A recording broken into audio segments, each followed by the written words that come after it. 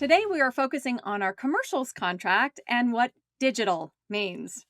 Hi, I'm Amanda Melby. I am the local president and national board member for Arizona, Utah, and a member of the Commercial Negotiating Committee. And I'm here with Tracy Hyman, who is our executive director for the Commercials and Co-Ed department, and who has all of the answers on all things commercials and all things digital. Yes, you do. So we're so excited to have you, and thank you for being here, Tracy. Oh, thank you so much for doing this with me. Yeah. Okay. So digital advertising, right? It's everywhere. It's YouTube, TikTok, streaming platforms. So can you tell us, please, how is digital defined when it comes to the commercials contract? Sure. So you're used to watching commercials on TV, on your soaps, on the news. We call that linear. Now, everything else that you're watching is going to be digital. So that Okay. is the social media, YouTube, streaming services, websites. And it's different than what you used to see on linear because linear were usually 30-second, 60-second commercials. Right. But as you know, for digital, it could be anywhere from a 6-second spot all the way up to a much longer commercial. Great. So tell me a little bit about how does a performer know when a digital commercial is covered? So, if the message that you are going to be reading is conveying a sale of something, you're selling something, or branding something, or promoting a product or service, it's a commercial and it should be covered. Okay. Whether it is going to be on digital, social media, TV, it is a covered entity under the commercials contract. Now, there is one other type that you might see, which is called influencer content. And that is when you are doing sort of all of the work, but you're still promoting a product or service and you're still being hired by a brand. That's a commercial too, and it's covered. Okay.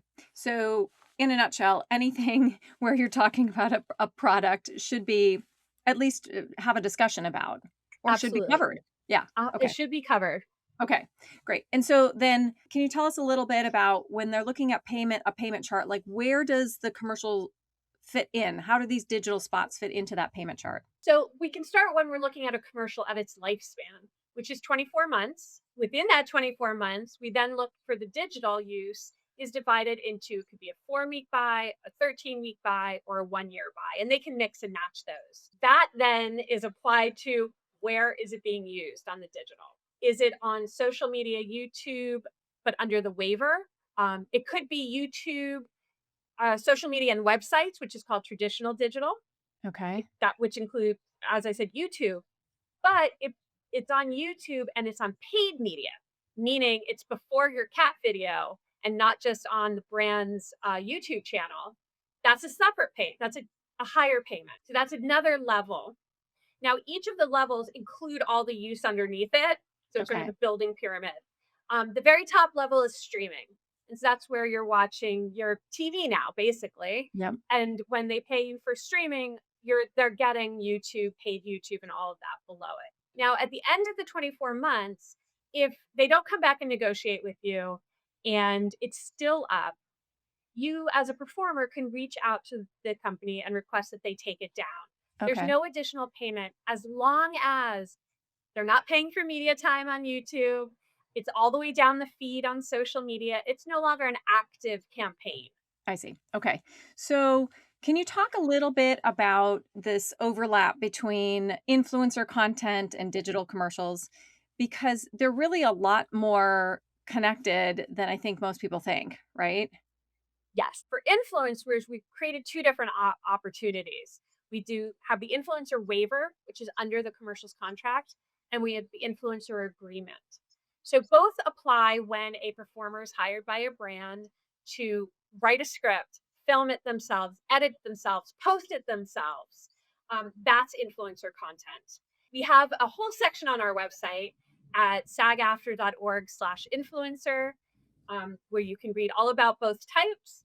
And of course, as I said before, we're always available to answer questions. Yeah, I think that's so great. And you just barely mentioned the P&H on that, the pension and health on that. Yes, But that is so huge. So people that are creating this content can be earning pension and health on the content, yes. And right? that's what's so great about our ability to capture the influencer space Yeah, and really continue what are commercials because they are promoting brands and products. right.